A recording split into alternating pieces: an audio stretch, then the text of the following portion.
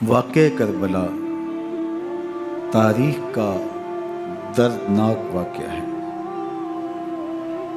یہ اقتدار کی جنگ نہیں تھی، اقدار کی جنگ تھی۔ دو شخصیتوں کی لڑائی نہیں تھی، دو نظریات کا ٹکراؤ تھا۔ یہ حق اور باطل کا معرکہ تھا۔ یزید ظلم کا استعارہ ہے، حسین ابن علی امن کی علامت ہے۔ یزید جبر کا پتلا ہے، حسین صبر کا پیکر ہے۔ یزید اپنی بدطینت فطرت اور اپنی طبع ناہموار کے باعث دنیا پر ذلت و رسوائی، ظلم، جبر، جور و زیادتی کی علامت بن کے ابھرا، اور حسین ابن علی رضی اللہ تعالی عنہ حق و صداقت کا نشان بن کے ابھرا۔ کربلا کے تپتے ہوئے ریگزار میں حسینی اور یزیدی دو کردار سامنے آتے ہیں۔ اقبال نے کہا تھا، موسیٰ و فرعون و شبیر و یزید، ایند و قوت از حیات آید پدید، زندہ حق از قوت شبیری است، باطل آخر داغ حسرت میری است، سرخ رو عشق غیور از خون او، شوخی ای مصر از مضمون او، تا قیامت قطع استبداد کر، موج خون او چمن ایجاد کر۔ یزید بہدل کی بیٹی محسون کا ناپاک بیٹا تھا، اور حسین محمد عربی کی بیٹی فاطمہ کا شہزادہ تھا۔ یزید دمشق کے اطراف میں سرجون اور جریر، اختل جیسے اوباشوں کے جرمٹ میں پل کے جوان ہوا۔ حسین کے گھر کا دروازہ مسجد نبوی کے اندر کھلتا تھا۔ یزید نشے میں دھت ہو کر کے نمازیں چھوڑ دیتا تھا۔ حسین کی کربلا کے اندر بھی نماز تہجد قضا نہیں ہوئی۔ یزید ظلم کا دوسرا نام ہے، حسین امن کی علامت ہے۔ یزید نے زندگی میں ایک مرتبہ حج کیا اور شراب کے مٹکے ساتھ لے کے آیا، اور اختل اور دیگر گویوں اور مغنیوں کو اپنے ساتھ رکھا تاکہ سفر آسانی سے کٹے۔ حسین ابن علی نے 25 حج سواری ہونے کے باوجود پیدل کیے۔ یزید حج بیت اللہ کے بعد مدینہ المنورہ آیا اور شراب کی ایک مجلس بپا کی۔ حضرت امام حسین رضی اللہ تعالی عنہ جب وہاں پہنچے تو شراب کی پھیلی ہوئی بدبو کو محسوس کرتے ہوئے فرمایا، یہ بو کیسی ہے؟ تو نشے میں دھت یزید بولا، یہ شام میں بنتی ہے، اور ایک جام منگوایا اور اس کو پیتے ہوئے دوسرا جام حضرت امام حسین رضی اللہ تعالی عنہ کی طرف بڑھاتے ہوئے کہا، ابا عبداللہ لیجئے۔ تو حضرت امام حسین رضی اللہ تعالی عنہ نے فرمایا، میں اس کی طرف دیکھتا بھی نہیں ہوں، اور پھر وہ عشقی اشعار پڑھنے لگا۔ جب یزید کی شراب نوشی کا منظر امام حسین رضی اللہ تعالی عنہ اپنی آنکھوں سے دیکھ چکے تھے، تو مجھے بتاؤ یزید کے ہاتھ پہ امام حسین کا پاک ہاتھ کیسے آتا؟ حضرت امام حسین رضی اللہ تعالی عنہ جس ماحول میں پلے تھے، جس ماحول میں پرورش پائی تھی، جس ماحول میں رہے تھے، وہ پاکیزہ اور تقدس ماحول تھا۔ اور یزید کبھی اطراف دمشق میں، کبھی غوطہ میں، کبھی الخزرہ محل میں، اور کبھی کہاں اور کبھی کہاں داد عیش دیتا رہا اور لہو و لعب کے اندر مصروف رہا، اور اس کی زندگی ان چیزوں سے عبارت تھی۔ وہ محرمات کو حلال قرار دیتا، شراب نوشی اس کی ہڈیوں میں رچی ہوئی تھی، اور شریعت بیضا کا مذاق اڑایا کرتا۔ اور حسین ابن علی رضی اللہ تعالی عنہ کی دوستیاں جن لوگوں سے تھی وہ عبداللہ ابن عباس تھے، عبداللہ ابن عمر تھے، حضرت عبد الرحمن بن ابو بکر رضی اللہ تعالی عنہ تھے۔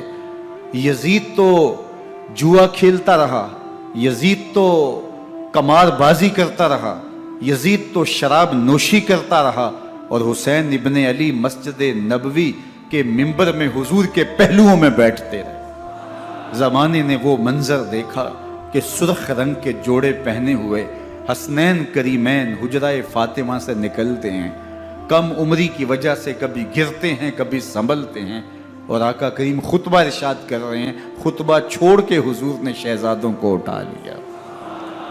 وہ منظر بھی زمانے نے دیکھا۔ حضرت عبداللہ بن شداد کہتے ہیں کہ حضور سجدے میں تھے اور سجدہ اتنا طویل ہو گیا، ہمیں لگا یا تو وحی کا نزول ہو رہا ہے یا پھر اللہ کا حکم آ گیا اور اللہ کے محبوب کی روح قبض کر لی گئی۔ لیکن میں نے جب نظریں اٹھا کے ننکیوں سے دیکھا تو کیا منظر تھا کہ حسین ابن علی حضور کی پشت پہ بیٹھے ہوئے اور میرے آقا سجدے کو طول دے رہے ہیں۔ اللہ اکبر! حسین کے لیے پیغمبر کے سجدوں کو طول دیا جا رہا ہے۔ حسین ابن علی کبھی ممبر پہ حضور کی اطراف میں بیٹھتے ہیں، وہ منظر بھی دنیا نے دیکھا کہ حضور کے مبارک کندھوں پر حسین ابن علی بیٹھے ہیں اور حضور کی زلفوں کو پکڑا ہوا ہے۔ تو حضرت عمر رضی اللہ تعالیٰ عنہ دیکھ کے کہتے ہیں واہ واہ کیسی سواری میسر آئی حسین ابن علی کو۔ تو میرے آقا مسکرا کے کہتے ہیں عمر سواری دیکھتے ہو سوار بھی تو دیکھو۔ اللہ اکبر! حضرت اسامہ بن زید بن حارثہ رضی اللہ تعالیٰ عنہ فرماتے ہیں رات کا ایک پہر گزر گیا اور مجھے حضور سے کوئی کام تھا۔ میں آقا کریم کی خدمت میں حاضر ہوا، در دولت پہ دستک دی۔ حضور تشریف لائے تو چادر اوڑی تھی، بکل کی ہوئی تھی میرے حضور نے، تو میں نے اپنی حاجت کہی تو حضور نے میری حاجت پوری کر دی۔ لیکن ایک منظر میں نے دیکھا کہ حضور نے جو چادر کی بکل فرمائی تھی اس کے اطراف میں پہلوؤں میں ابھار تھے جس طرح اندر کوئی ہو۔ مجھ سے نہ رہا گیا، میں نے پوچھ لیا، میں نے کہا بندہ نواز چادر کے اندر کیا ہے؟ فَكَشَفَهُ، تو حضور نے چادر کو کھول دیا۔ فَإِذَا الْحَسَنُ وَالْحُسَيْنُ عَلَىٰ وَرِكَيْهِ، تو کہتے ہیں میں نے اپنی آنکھوں سے دیکھا ایک پہلو سے امام حسین لپٹے ہوئے تھے، ایک پہلو سے امام حسن لپٹے ہوئے تھے۔ فرمایا یہ میرے بیٹے ہیں، یہ میری بیٹی کے بیٹے ہیں، اے اللہ میں ان سے پیار کرتا ہوں، تو بھی ان سے پیار کر، جو ان سے پیار کرے اس سے بھی پیار کر۔ ان کی محبت کا درس دیا، ان کے پیار کا سبق پڑھایا، کہا ان سے پیار کرنے والا میرے سے پیار کرنے والا ہے، ان سے بغض رکھنے والا میرے سے بغض رکھنے والا ہے۔ ان کی تکلیف حضور کو بے چین کر دیتی تھی۔ حضرت سیدہ فاطمہ الزہرا رضی اللہ تعالی عنہ کے گھر کے قریب سے گزرے تو حضرت امام حسین کے رونے کی آواز آ رہی تھی، تو آقا کریم علیہ السلام نے فرمایا کہ فاطمہ حسین کو چپ کرواؤ، الا تعلمی ان بقاءہ یوزینی، تو جانتی نہیں حسین کا رونا مجھے دکھ دیتا ہے۔ حسین ابن علی کو حضور رونے نہیں دیتے تھے، ان کو دکھی نہیں ہونے دیتے تھے، کیونکہ رسول اللہ صلی اللہ علیہ وسلم جانتے تھے کہ یہ کتنے دکھ سہے گا، کتنی تکلیفوں سے گزرے گا اور کتنے مصائب سہے گا۔ زمانے نے وہ گھڑیاں بھی دیکھیں کہ حضرت حذیفہ بن یمان رضی اللہ تعالیٰ عنہ فرماتے ہیں کہ میں حضور کی خدمت میں نماز مغرب کی ادائیگی کے لیے حاضر ہوا، اور میں نے یہ اجازت خاص طور پہ اپنی ماں سے اس شرط پہ لی تھی کہ امی آپ مجھے اجازت دیں، میں حضور کی خدمت میں حاضر ہوتا ہوں، مغرب کی نماز بھی ادا کروں گا اور پھر حضور سے عرض کروں گا حضور میرے لیے اور میری ماں کے لیے بخشش کی دعا کر دیجئے۔ ماں نے اس شرط پہ اجازت دے دی اور میں حضور کی خدمت میں آ گیا، نماز مغرب ادا کی، سلام پھرا تو میرے دل میں آرزو تھی میں حضور سے عرض کروں حضور میرے لیے اور میری ماں کے لیے مغفرت کی بخشش کی دعا کر دیں، لیکن حضور عبادات میں ذکر میں نوافل میں ایسے مشغول ہوئے کہ میں آرزو رکھنے کے باوجود بھی عرض نہ کر سکا۔ خیر نماز عشاء کا وقت ہوا، اذان پکاری گئی، حضور مصلی پہ آئے، نماز پڑھی، سلام پھرا، تو میرے دل میں پھر خیال آیا کہ ماں سے ایک نماز کی چھٹی لی تھی، نمازیں بھی 2 ہو گئیں، ماں نے جاتے پوچھنا ہے حضور سے میرے لیے اور اپنے لیے مغفرت کی، بخشش کی دعا کروائی تھی، تو کیا جواب دوں گا؟ اور حضور اٹھے اور کاشانہ اقدس کی طرف چل دیے۔ اب میرے دل میں یہ خیال رہ کے آ رہا تھا کہ ماں کو کیا جواب دوں گا؟ میں تو حضور سے بخشش و مغفرت کی دعا کروا ہی نہیں سکا۔ جب حضور چل پڑے تو غیر ارادی طور پہ میں بھی حضور کے پیچھے چل پڑا۔ چلنے میں تھوڑی سی رفتار تیز ہو گئی، جس سے قدموں کی آہٹ پیدا ہوئی۔ تو جب آواز پیدا ہوئی تو حضور نے رخ پھیرے بغیر فرمایا من ھذا، میرے پیچھے پیچھے کون آ رہا ہے؟ پھر خود ہی کہا حذیفہ تو نہیں؟ تو میرا دل دھڑک رہا تھا، قلت نعم، میں نے کہا جی حضور میں حذیفہ ہوں۔ فرمایا ما حاجتک غفر اللہ لک ولامک، کیا کام ہے؟ اللہ تجھے بھی بخش دے، تیری ماں کو بھی بخش دے۔ اب جو کام تھا وہ جنبش لب سے پہلے ہی ہو گیا، یہاں تو لفظوں کا سہارا بھی نہیں لینا پڑتا، وہ بند لبوں کی بولیاں بھی سنتے ہیں۔ اقبال بولا ہے فروغت صبح آثار و دہور، چشم تو بی نندائے ما فی الصدور، تیری نظر تو سینوں کے چھپے راز بھی دیکھتی۔ تو کہا ما حاجتوں کا غفر اللہ لک ولامک، اللہ تجھے بخش دے، تیری ماں کی بھی مغفرت کر دے، کیا کام ہے؟ اب جو کام تھا وہ تو ہو گیا۔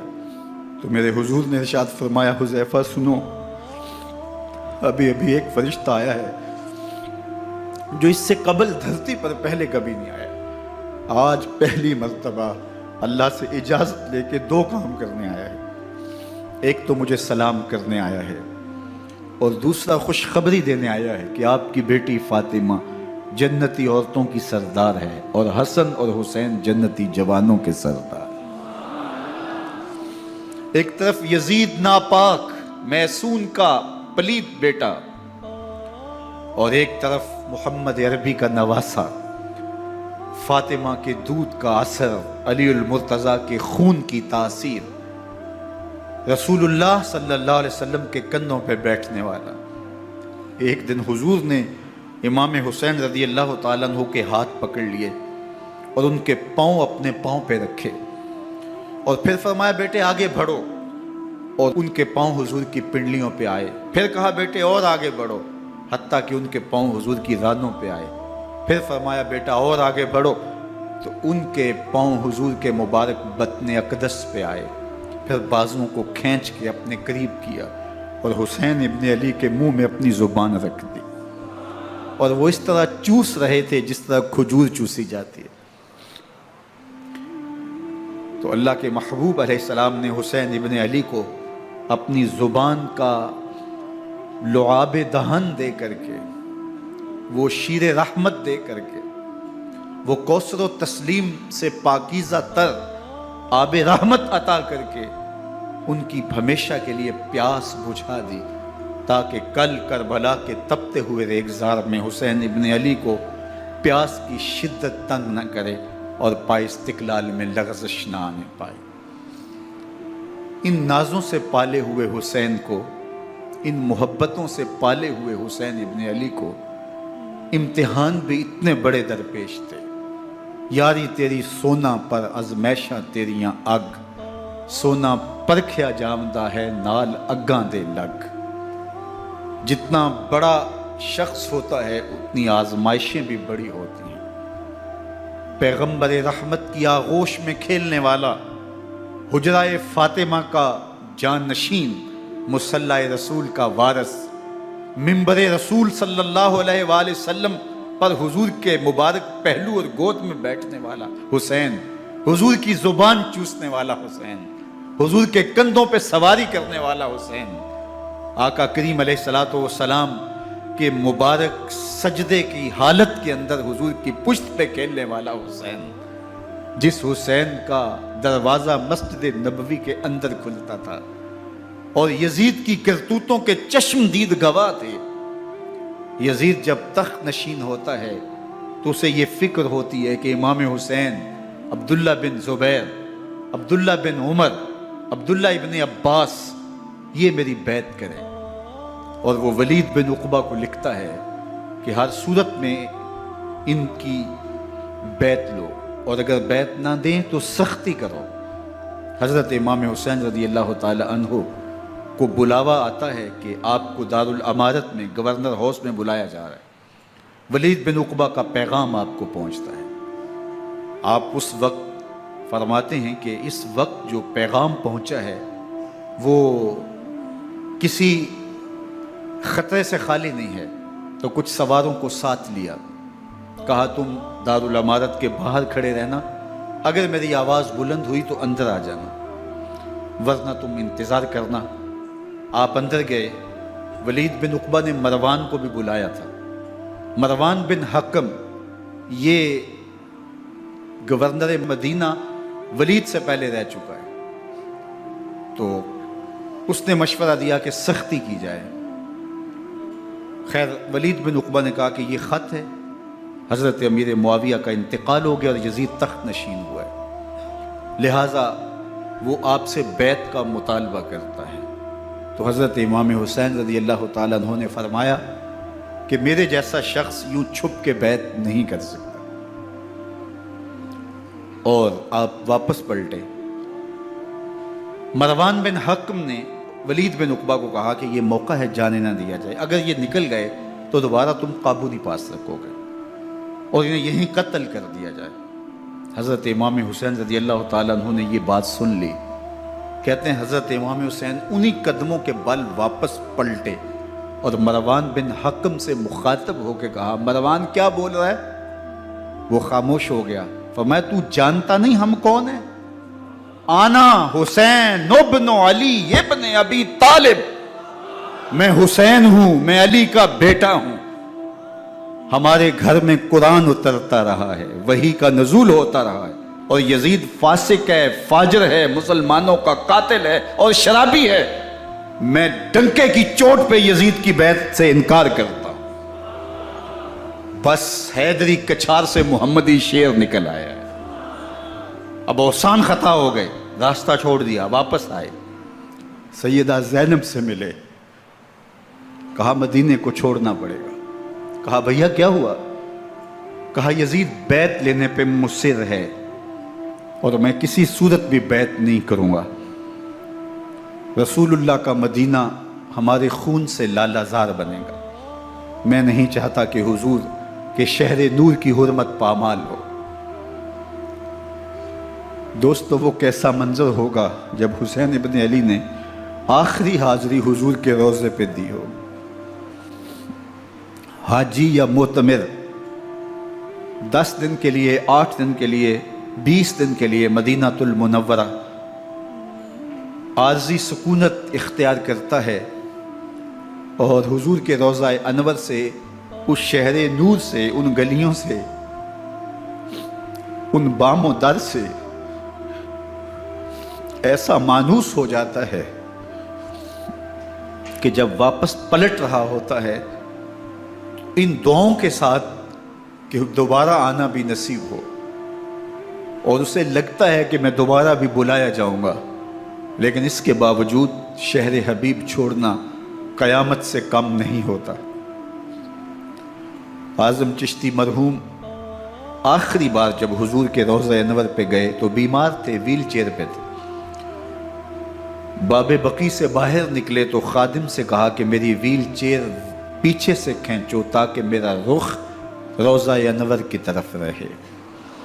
اور وہ پیچھے سے کھینچتا چلا جا رہا ہے، اور جب باب مکہ سے پیچھے جنت البقیع کے قریب سے گنبد خضرا نگاہوں سے اوجل ہونے لگا تو اعظم چشتی مرحوم نے کہا، جان بدن سے نکلتی ہے اعظم، جان بدن سے نکلتی ہے اعظم، کوئی آسان ہے مدینے سے جدا ہونا،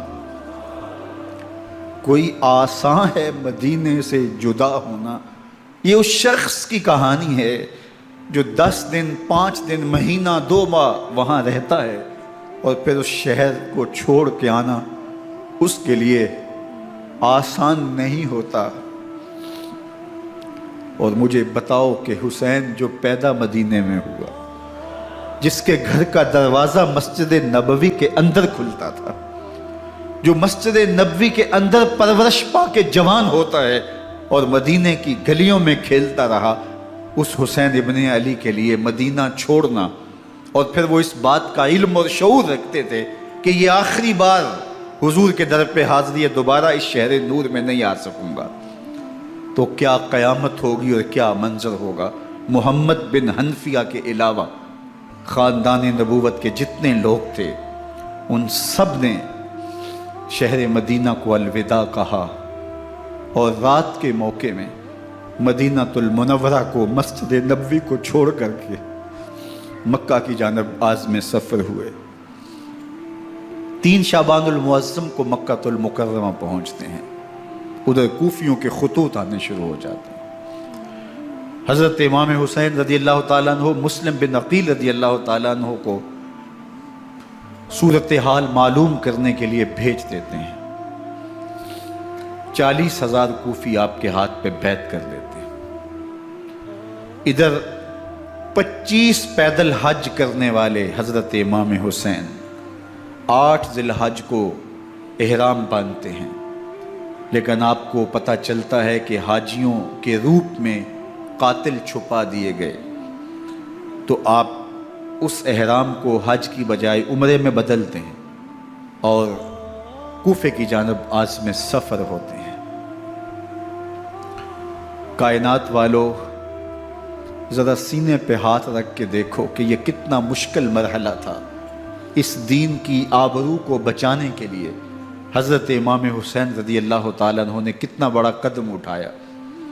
آپ کے بہی خواہ، دوست، احباب عبداللہ بن عمر یہ سارے روکتے ہیں۔ عبداللہ بن عباس کہتے ہیں حضرت نہ جائیے، الکوفی لا یوفی، کوفی کبھی وفا نہیں کرتے۔ آپ کے والد کو وہاں شہید کیا گیا، لیکن آپ ایک فرض کو نبھانے جا رہے ہیں۔ میرے غم گسارو، میرے مہربانوں، نہ روکو مجھ کو جانے دو، مجھے نانے کے دی کی ڈوبتی کشتی بچانے دو۔ میں جاتا ہوں کہ دنیا پر وفا کا نام رہ جائے، میں رہوں نہ رہوں پر عظمت اسلام رہ جائے۔ میں نہیں جاتا تو نبی کے گھر کی آن جاتی ہے، میں نہیں جاتا تو نبی کے گھر کی آن جاتی ہے، تمہارا دین جاتا ہے، میری غیرت ایمان جاتی ہے۔ حضرت امام حسین یہاں سے چلتے ہیں، ابھی راستے میں ہی پہنچتے ہیں کہ یہ خبر آتی ہے کہ کوفے والوں نے بے وفائی کر دی۔ حضرت مسلم بن عقیل رضی اللہ تعالیٰ عنہ کو شہید کر دیا گیا، نعمان بن بشیر معزول کر دیے گئے، ابن مرجانہ ابن زیاد وہاں متعین کر دیا گیا جو سخت گیر شخص تھا، اور اس نے لوگوں کو ڈرایا، دھمکایا، اور کوفے کے لوگوں کے دل بدل گئے اور وہ بیتیں توڑنے لگے۔ وہ منظر مسجد کوفہ کا کتنا دلگداز تھا۔ جب امام نماز کے لیے کھڑے ہوئے تو 40,000 لوگ آپ کے پیچھے تھا۔ جب سلام پھیرا اور امام نے دیکھا کہ پیچھے لوگ نہیں ہیں، پھر لوگوں نے اپنے دروازے بھی بند کر لیے۔ رات کی تنہائیاں ہیں اور حضرت مسلم بن عقیل کو کوئی پناہ دینے والا نہیں۔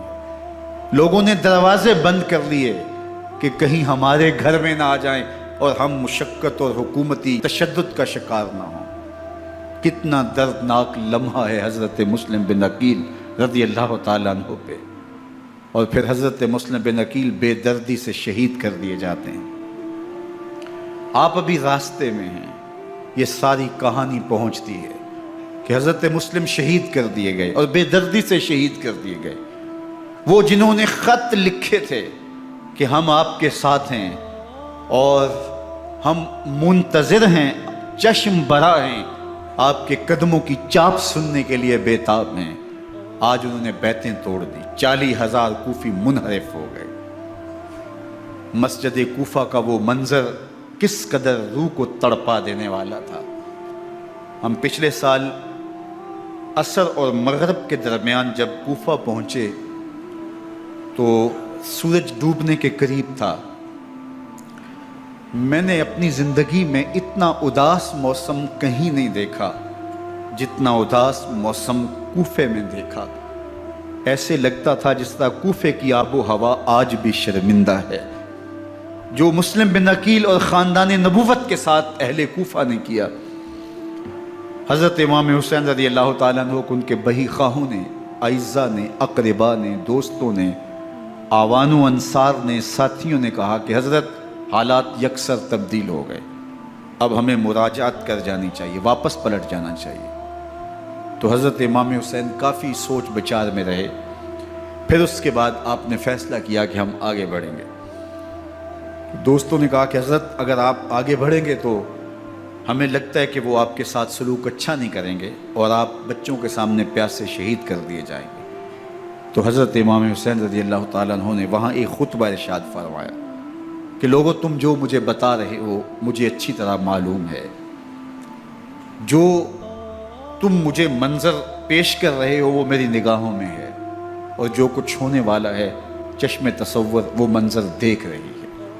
کیونکہ حضرت امام حسین رضی اللہ تعالیٰ عنہ کی شہادت کی خبر حضرت امام حسین کے پیدا ہوتے ہی خاندان نبوت میں عام تھی۔ حضور علیہ الصلوۃ والسلام کو یہ بات جبریل امین نے آ کے بتائی تھی جب حسین ابن علی کے ساتھ حضور محبت کا اظہار کر رہے تھے، تو یہ جبریل امین نے آ کے کہا تھا حضور آپ کا یہ بیٹا ارض طف میں شہید کر دیا جائے گا، اور کربلا کی مٹی لا کے حضور کو دی اور ام سلمہ کو حضور نے عطا کر دی۔ حضرت ام سلمہ کہتی ہیں کہ ایک دن میں سوئی تو خواب دیکھا کہ حضور کے مبارک بال بکھرے ہوئے ہیں اور سخت پریشان ہیں، تو میں نے کہا کہ حضور آپ کی یہ کیا حالت ہے؟ وَبِيَدِهِ قَارُورَةٌ، اور حضور کے ہاتھ میں ایک شیشی ہے، فِيهَا دَمٌ، جس کے اندر خون ہے۔ تو میں نے کہا حضور یہ کیا؟ فرمایا میں قتل گاہ حسین سے آ رہا ہوں اور یہ حسین ابن علی کا خون ہے۔ تو کہا 10 محرم کا دن تھا، دوپہر کا یہ منظر تھا، میں قیلولہ کر کے اٹھی، جب میں نے دیکھا تو وہ شیشی جس میں کربلا کی مٹی رکھی تھی وہ خون بن چکی تھی۔ تو یہ خبر پہلے دی گئی تھی، یہ بتا دیا گیا تھا۔ فرمایا میرے دوستو جو تم مجھے بتاتے ہو میں اس سے بے خبر نہیں ہوں، یہ سب کچھ ہونے والا ہے، لیکن اس کے باوجود میں کیوں جا رہا ہوں؟ تو آپ کا ایک تاریخ ساز جملہ ہے جو کربلا کے فلسفے کو ہمارے سامنے رکھتا ہے کہ یہ اتنا بڑا امتحان کیوں دیا۔ حضرت امام حسین رضی اللہ تعالیٰ عنہ نے فرمایا وَلَكُمْ فِي أُسْوَةٌ، میں اس لیے جا رہا ہوں قیامت تک ظلم، جبر اور ناانصافی کے خلاف کھڑے ہونے والوں کے لیے کوئی نمونہ تو ہو۔ میری زندگی قیامت تک ظلم، جبر اور استحصالی نظام کے خلاف کھڑے ہونے والوں کے لیے نمونہ ہے۔ تو حضرت امام حسین رضی اللہ تعالیٰ عنہ نے حق اور باطل کے درمیان ایک سرخ لکیر کھینچ دی اپنے خون سے۔ اب حق اور باطل کا امتیاز کرنا مشکل نہیں ہے، کوئی باطل پہ اڑا رہے تو الگ بات ہے، لیکن امتیاز کرنا مشکل نہیں ہے۔ حدود بالکل واضح کر دیں۔ اقبال نے یہاں کتنی خوبصورتی کے ساتھ اس مضمون کو نبھایا۔ سرخ رو عشق غیور از خون او، شوخی این مصرع از مضمون او، تا قیامت قطع استبداد کر، موج خون او چمن ایجاد کر۔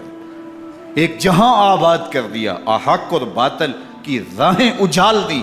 اب لوگوں کو یزید کا چہرہ پہچاننے میں دیر نہیں لگتی، وقت کے ہر یزید کا چہرہ آسانی سے پہچانا جا سکتا ہے۔ یہ معرفت زمانے کو کروائی کس نے؟ حسین ابن علی نے کروائی رضی اللہ تعالی عنہ۔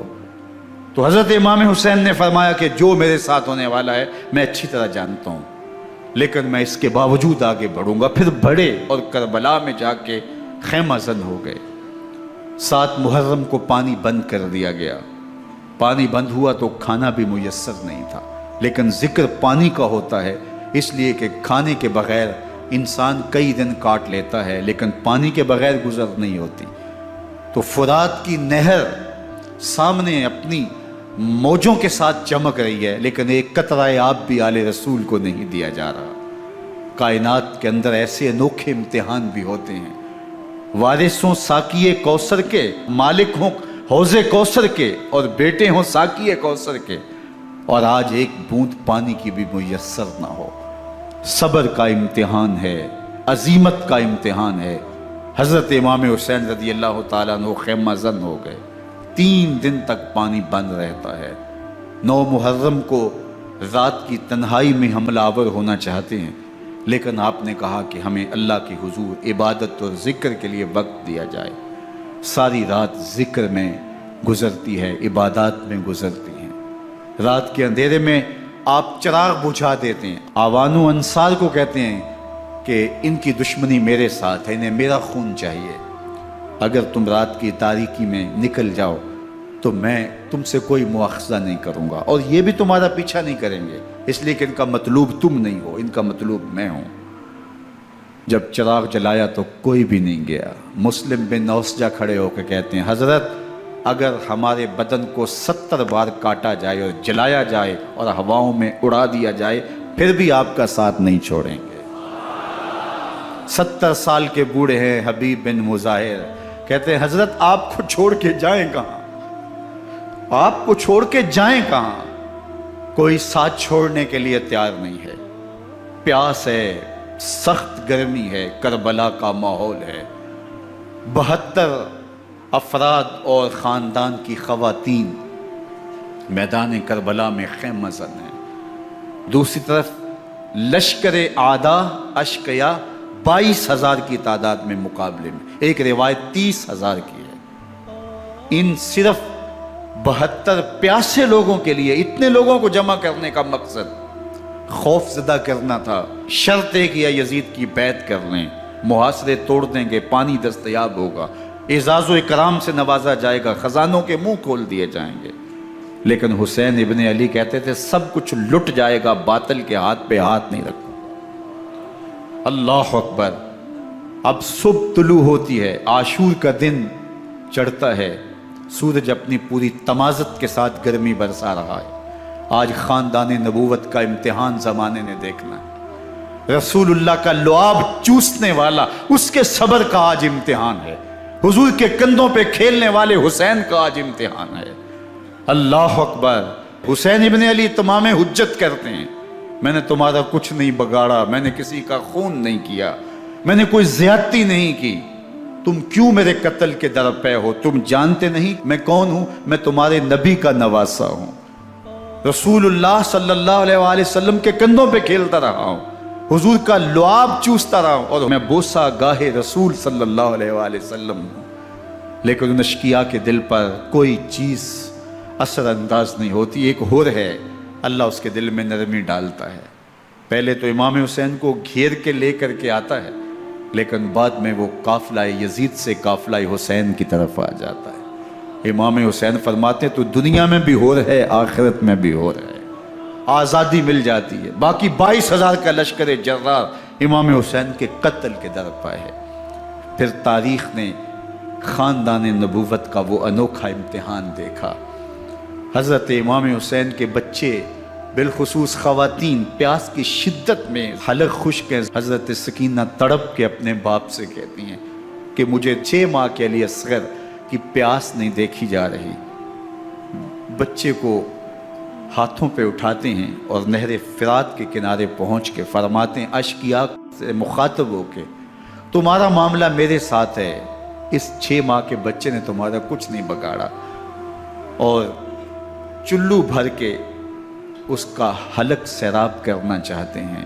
ایک 2 شاخہ تیر آتا ہے جو حضرت علی اصغر کے گلے کو چیر دیتا ہے۔ راوی لکھتے ہیں کہ وہ عام تیر نہیں تھا، جانوروں کو شکار کرنے کے لیے جو بڑے تیر ہوتے ہیں وہ 2 شاخہ تیر تھا۔ وہ گردن کو کاٹ دیتا ہے، خون بہنے لگتا ہے، گردن لٹک جاتی ہے۔ حضرت امام حسین وہ بہتا ہوا خون اپنے چلو میں لیتے ہیں اور آسمان کی طرف اچھال کے کہتے ہیں مالک حسین کی یہ قربانی بھی قبول۔ یہ تماشا لب بام نہیں ہے، بچہ بیمار ہو ڈاکٹر جواب دے دیں، ماں باپ کے ہاتھ پھول جاتے ہیں، زندگی کی سانسیں ابھی چل رہی ہوتی ہیں، لیکن ڈاکٹر کہے کہ یہ میرے بس کا روگ نہیں ہے، کہیں اور لے جاؤ، تو زندگی کا لف و نشر غیر مرتب ہو جاتا ہے۔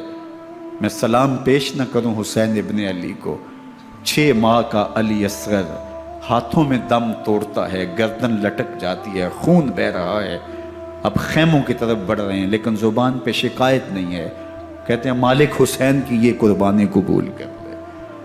اب خیموں کی طرف آنا، شہر بانوں रबाब, सैयदा ज़ैनब, हज़रत सकैना सलाम अल्लाह अलैहा का सामना कोई आसान काम नहीं था। लेकिन हुसैन इब्ने अली आते हैं, शहजादे को यहाँ खैमों के करीब रख के कहते हैं कि ये हौज़े कौसर से सैराब हो गया है। अल्लाह अकबर। कोहराम मच जाता है खैमों के अंदर, क्या मंजर होगा और उनको किन अल्फाज के पैराए में ढाल करके उन कैफियत को बयान किया जा सकता है जो अहले बैत के खैमों के अंदर अली असगर की शहादत के बाद का मंजर रकम हो रहा होगा। अल्लाह अकबर। उधर अश्किया आवाज़ें दे रहे हैं, मुबारजत के लिए पुकार रहे हैं। ज़माने ने फिर वो मंजर भी देखा कि जवान बेटे को 18 साल की कमाई हज़रत इमाम हुसैन मैदान अमल में भेज रहे हैं। वो अली अकबर जो हुसैन का नूर नज़र है, आँखों का करार है, दिल की तस्कीन है। और फिर हज़रत अली अकबर जब घोड़े की जीन से फर्श ज़मीन पे गिरते हैं तो बाप को आवाज़ देते हैं और हज़रत इमाम हुसैन जो है वो आगे जाके बेटे की लाश उठाते हैं। अल्लाह अकबर। 18 साल के बेटे की लाश को कंधों पे उठा के खैमों तक लाते हैं और हाथ फैला के कहते हैं, मालिक हुसैन की ये कुर्बानी भी कबूल फरमा। कभी कासिम बिन हसन की लाश उठा के लाते हैं, कभी ओनो मोहम्मद की लाशें उठा के लाते हैं, भतीजों की, भांजों की, भाई अब्बास के कटे हुए बाजू और जख्मों से छिदा हुआ लाशा। क्या क्या क़यामतें थीं जो उस करबला के एक मैदान के अंदर नहीं तोड़ी गई। हजरत इमाम हुसैन पर दुख पे दुख, तकलीफों पे तकलीफें। अब 71 लाशें उठा के खैमों तक पहुंचा चुके और उधर मुबारजत की दावत दी जा रही, आओ मैदान अमल में आओ, अब देर क्यों कर रहे हो। रसूलुल्लाह का हरम, रसूलुल्लाह की शहजादियां जो नाजों में पली थी, वो कलियां जो शबनम का बोझ भी गवारा नहीं कर सकती थी, आज मुसीबतों के पहाड़ टूट गए। हज़रत इमाम हुसैन कभी शहरबानों को, कभी उम्मे रबाब को दिलासा देते हैं, कभी हज़रत ज़ैनब को कहते हैं। हज़रत ज़ैनब करबला के इस मैदान के अंदर बड़े हौसले के साथ अपने भाई के साथ खड़ी रही, अपने 2 बेटे राह खुदा में पेश किए, उनकी लाशें वसूल की।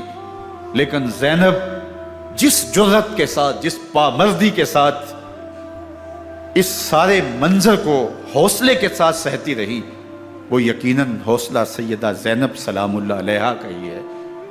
लेकिन ये वो मंजर था कि ज़ैनब का दिल भी डोल गया जब हुसैन इब्ने अली घोड़े पे बैठने लगे और उनको घोड़े में बिठाने वाला कोई नहीं था, और जो भी सवार जाता फिर वापस उसकी लाश ही आती और हुसैन इब्ने अली लेके आते। आज हुसैन इब्ने अली जा रहे हैं, जिंदगी का सारा सरमाया लुट रहा है। हज़रत ज़ैनब सलामुल्लाह अलैहा संभाले संभल नहीं रही। हज़रत इमाम रज़ी अल्लाह ताला अन्हु उठे और आपने हज़रत ज़ैनब को सब्र की तलकीन की और कहा कि सब्र ही बेहतरीन ज़रिया है और अल्लाह की कुर्बत का एक बेहतरीन सबब है।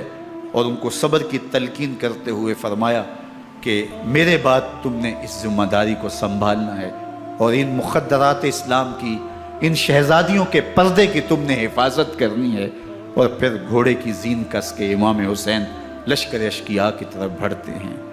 अब खैमों से सिसकियों की आवाज़ आ रही है, उनका सरदार, उनका ताजदार आज सबको छोड़ के करबला के मैदान की तरफ बढ़ रहा है। जुर्म क्या किया, कसूर क्या किया, इसने क्या ज्यादती की कि आज नेज़ों और अनियों के मुकाबले में 22,000 का लश्कर हजरत इमाम हुसैन पे टूट पड़ता है। आप फिर इत्माम हुज्जत करते हैं, मैंने किसी को कत्ल नहीं किया, खून ना हक नहीं बहाया, मेरे खून के दर पे क्यों हो, अपनी आखिरत क्यों बर्बाद करते हो, तुम जानते नहीं मैं कौन हूं, मैं तुम्हारे नबी का नवासा हूं। लेकिन इब्ने ज़ियाद कहता है मुकाबले में आओ।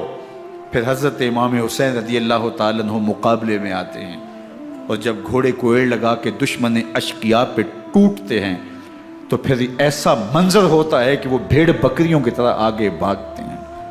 71 जख्म कलेजे पे लिए शुजात का ये पैकर जब मैदान में आता है, आवाज आती है, ये कौन जी वकार है, बला का शाह सवार है, لباس ہے پھٹا ہوا غبار سے اٹا ہوا، تمام جسم نازنی چدا ہوا کٹا ہوا، یہ نبی کا نور عین ہے، یہ بال یقین حسین ہے، یہ حسین ابن علی ہے رضی اللہ تعالیٰ عنہ۔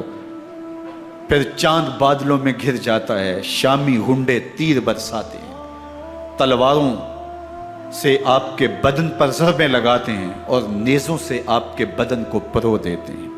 جب آپ کا پیراہن بعد میں اتارا گیا تو آپ کے پیراہن میں 122 سوراخ تیروں کے تھے، 33 زخم تلواروں کے اور 34 گھاؤ نیزوں کے تھے۔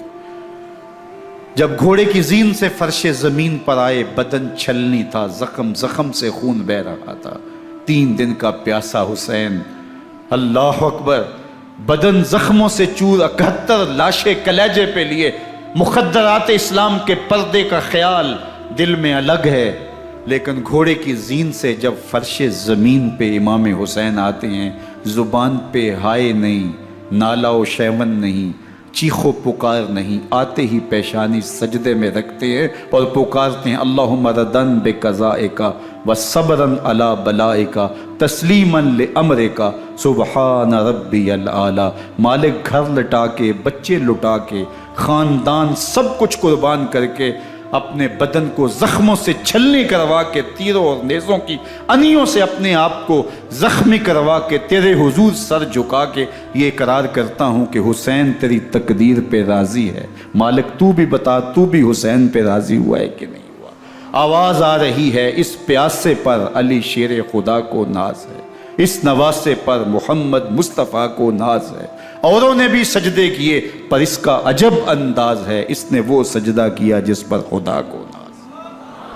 حسین ابن علی رضی اللہ تعالیٰ عنہ کا سر انور دستے قاتل نے تب کاٹا جب وہ سجدے میں جھکا ہوا تھا۔ یزید نے کہا میں بیعت لوں گا، امام حسین نے کہا کبھی بھی نہیں دوں گا، یہ سر کٹ سکتا ہے جھک نہیں سکتا۔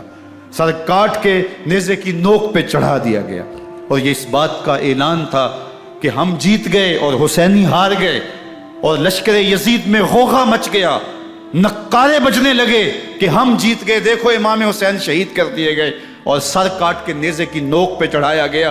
لیکن لشکر یزید سے ہی آواز آئی یہ کیسا سر ہے جو کٹ کے بھی سر بلندی ہے، کٹ گیا ہے پھر بھی اونچا ہے، اللہ اکبر، یہ سر سجدے میں کٹا ہے، رب کے حضور عبادت کی حالت میں کٹا ہے۔ حسین آج بھی سجدے میں ہے، اللہ اکبر، حسین آج بھی سجدے میں ہے، بلکہ کٹے ہوئے سر کا رخ زمین کی جانب تھا اور کٹی گردن آسمان کی طرف، یوں نیزے پہ پرویا گیا۔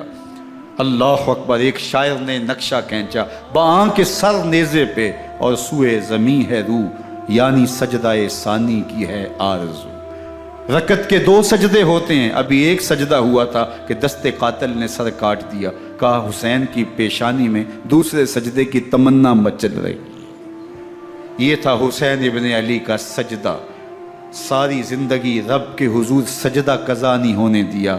آج پانی نہیں ہے، اللہ اکبر، آج تیمم کر لیتے ہیں، آج اپنے خون کو اوڑھ کر کے حسین نے اپنی پیشانی اپنے مالک کے حضور جھکا کر کے عظیمت کی وہ انوکھی داستان رقم کر دی کہ صدیاں گزرنے کے باوجود بھی ان کی یادوں کے چراغ روشن ہیں۔ جب حضرت امام حسین اور دوسرے اعیان و انصار کو شہید کر دیا گیا تو ان کے سر نیزوں کی نوک پہ چڑھا دیے گئے۔ حضرت امام حسین کا کٹا ہوا سر اور باقی 71 افراد کے کٹے ہوئے سر نیزوں کی نوک پہ، اور 10 سواروں کو ابن سعد نے کہا کہ ان کو رون دو، اور گھوڑوں کی ٹاپوں تلے حضرت امام حسین رضی اللہ تعالیٰ عنہ اور ان کے آوان و انصار کو جو ہے وہ روندا گیا، حتیٰ کہ ان کی استخوان مبارک، ان کی ہڈیاں بھی چور چور ہو گئیں۔ روننے سے قبل ان کا لباس اتار لیا، ان کے کپڑے اتار لیے گئے۔ اللہ اکبر، کیسی دردناک گھڑیاں تھیں۔ یزید کا صرف یہی بد کرداری کا مرحلہ نہیں تھا، اس کربلا کے صحرا کے اندر یزید نے جس طرح امام حسین رضی اللہ تعالیٰ عنہ کو شہید کیا اور حضرت امام حسین کے خاندان کو شہید کیا، جب مدینہ المنورہ پر یزید نے مسلم بن عقبہ کو مقرر کیا، جس کو بزرگوں نے مصرف بن عقبہ کہا ہے، تو اس کو کہا 3 دن تک مدینے کا حرم تمہارے لیے حلال ہوگا، جو چاہو تم کرنا، اور شامی فوجوں کو اجازت ہوگی۔ تو وہاں بھی انہوں نے 10,000 تابعین اور 700 صحابہ کو شہید کیا۔ حضرت ابو سعید خدری رضی اللہ تعالیٰ عنہ گھر سے باہر نکلے، کافی بوڑھے ہو چکے تھے، تو انہوں نے حضرت ابو سعید خدری کو پکڑ لیا، کہا تم کون ہو؟ کہا مجھے ابو سعید خدری کہتے ہیں۔ تو کہا ہاں تمہارا نام سنا ہے، اور داڑھی سے پکڑ کے کھینچا اور کہا کہ ہے تمہارے پاس جو ہمیں دو؟ تو کہا کہ میرے پاس تو کچھ بھی نہیں، میں تو فقیر آدمی ہوں۔ تو ان کے گھر ان کو لے گئے، تو 2 کبوتر رکھے تھے حضرت ابو سعید خدری نے، تو وہ کبوتر لوٹ کے لے گئے۔ اللہ اکبر۔ حضرت ابن سنان رضی اللہ تعالیٰ عنہ کو، جو حضور کے علم بردار تھے فتح مکہ کے دن، ان کو ستو پہلے پلائے اور پھر ان کی گردن کاٹی گئی، اور کہا یہ ہے وہ ستو جو تم زندگی میں آخری بار پیو گے۔ ایک گھر میں داخل ہوئی شامی فوج، تو ایک خاتون کے ابھی بچہ پیدا ہوا تھا، اور قابلہ نے، دائیا نے، وہ بچہ ماں کی چھاتی پہ لٹایا، اور وہ ماں کا پہلا دودھ پی رہا تھا۔ تو یہ جا کے کہنے لگے نکالو تمہارے پاس جو کچھ ہے۔ تو اس خاتون نے کہا تم جانتے ہو یہ بچہ کون ہے؟ تو انہوں نے کہا ہم نہیں جانتے۔ کہا یہ حضرت ابن ابی کبشہ انماری رضی اللہ تعالیٰ عنہ کا بچہ ہے، اور یہ وہ صحابی ہیں کہ جو بیت الشجرہ کے موقع پہ حضور کے ہاتھ پہ بیعت کرتے ہیں۔ انہوں نے اس چیز کا لحاظ نہ کیا کہ جو کچھ ہے وہ ہمیں دو، ورنہ تیرے بچے کو نہیں چھوڑیں گے۔ تو ماں بچے سے مخاطب ہو کے کہتی ہے، ابھی بچہ پیدا ہوا ہے اور ماں سے پہلا دودھ پی رہا ہے، کہ بیٹے اگر میرے پاس کچھ ہوتا، وہ قیمتی سے قیمتی چیز بھی ہوتی، تیری جان کے لیے قربان کرتی، لیکن اس وقت میرے پاس کچھ ہے نہیں۔ تو ایک شکی آگے بڑھا اور بچے کو ایک ٹانگ سے پکڑ کے کھینچ کے دیوار کے ساتھ پٹک کے مارا، جس سے دماغ کا بھیجا نکل گیا۔ کیا کیا زیادتیاں نہیں کی۔ 700 صحابہ حرہ کے واقعہ میں شہید کیے یزید نے، اور 10,000 تابعین شہید کیے۔ مسجد نبوی میں ممبر رسول کے ساتھ گھوڑے باندھے، اور وہ ممبر رسول اور مصلی رسول کے قریب لید کرتے رہے۔ حضرت سعید عبد المسیب فرماتے ہیں میں نابینا تھا اور حضور کے روضہ انور کے پاس بیٹھا تھا، اور یزید کے سپاہی آتے، جو بھی مسجد میں نظر آتا پکڑ کے لے جاتے، مجھے نابینا سمجھ کے چھوڑ دیتے، لیکن میں پریشان تھا کہ ظہر کا وقت ہوگا، عصر کا وقت ہوگا، مغرب عشاء کا وقت ہوگا، نہ اذان، نہ اقامت، نہ جماعت، تو کیسے مجھے پتہ چلے گا کہ نماز کا وقت ہو گیا، اور کیسی میری نمازوں کا کیا بنے گا؟ میں اس فکر میں بیٹھا تھا۔ لم ازل اسمع الاذان والاقامت من قبل رسول اللہ صلی اللہ علیہ وآلہ وسلم۔ فرماتے ہیں جب بھی پھر نماز کا وقت آیا، گنبد خضرا سے اذان کی بھی آواز آئی، اقامت کی بھی آواز آئی۔ 3 دن تک مسجد نبوی کے اندر گھوڑے بندے رہے، اور مدینہ کی حرمت پامال کی۔ مدینہ کے گھروں کے اندر یہ بدکماش داخل ہوئے، اور جو بدکاریاں انہوں نے کی کلیجہ منہ کو آتا ہے۔ 1002 شیزائیں ان بدکاروں کی بدکاریوں کی وجہ سے کنواری حالت کے اندر حاملہ ہوئی۔ 3 دن تک مدینے کا حرم انہوں نے پامال کیا، اور پھر مکہ المکرمہ میں کعبہ اللہ پر گولے برسائے، اور کعبہ کا غلاف جل گیا۔ وہ تو یزید مر گیا، اور حضرت عبداللہ ابن زبیر رضی اللہ تعالیٰ عنہ نے اپنی خلافت کا اعلان کیا۔ یزید کے یہ کرتوت تھے، ادھر اہل مدینہ کو ستایا، ادھر اہل مکہ کو ستایا، اور رسول اللہ صلی اللہ علیہ وسلم کے خانوادے کی بے حرمتی اور توہین کی۔ نہ صرف انہیں قتل کیا گیا، ان کی لاشوں پہ گھوڑے دوڑائے۔ ابن سعد اور شمر جو ہے وہ خیموں میں داخل ہوا، اور مخدرات اسلام کی چادریں چھیننے کی کوشش کی۔ حضرت زینب سلام اللہ علیہ نے مخاطب ہو کے کہا ہمارے چہرے کے رکھوالے چلے گئے ہیں، ظالم تو خیال نہیں کرتا ہم رسول اللہ کی بیٹیاں ہیں۔ حضرت شہربانو، حضرت زین العابدین اور حضرت زینب سلام اللہ علیہ، ان تینوں کو ایک اونٹ پہ باندھا گیا، اور باقی اونٹوں پہ باقی سادات کو، حضور کی شہزادیوں کو باندھا گیا، رسیوں میں جکڑا گیا، اور اونٹوں پہ باندھ کر کے کوفے کی جانب آگے آگے شہیدوں کے سر چل رہے ہیں، اور پیچھے یہ قافلہ چل رہا ہے۔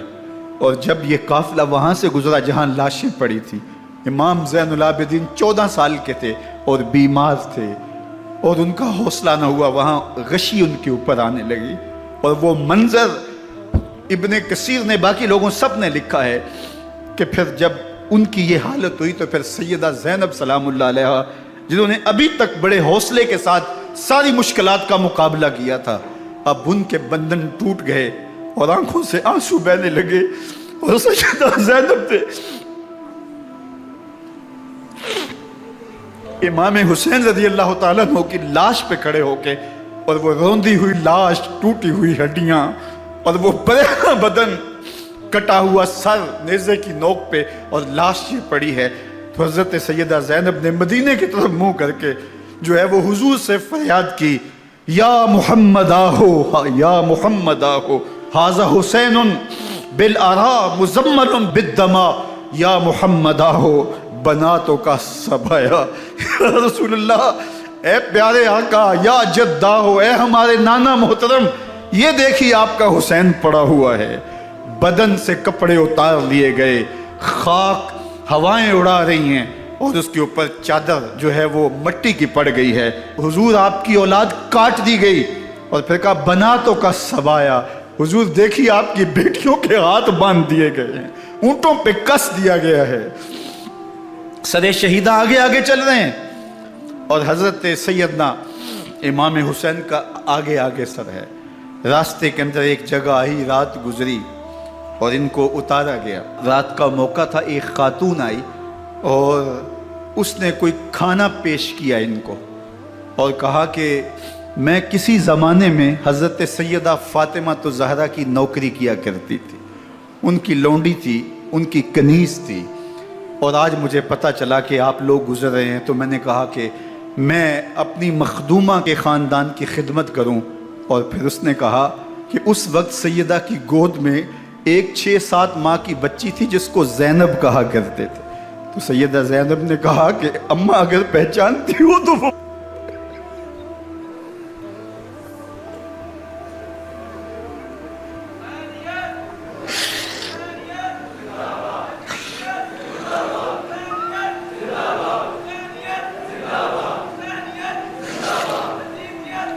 یہ تاراج اور لٹا ہوا کارواں پھر وہاں سے کوفے میں کیسے پہنچا، اور کوفے کے اندر سیدہ زینب سلام اللہ علیہا نے وہ یزید کے دربار میں، ابن زیاد کے دربار میں وہ جرأت آمیز جو باتیں کہیں، اللہ اکبر، زینب کی زبان میں علی کی خطابت بول رہی تھی، اور پھر دشمن اور دوست سارے رونے لگے، اور وہ کیا دل گداز منظر تھے۔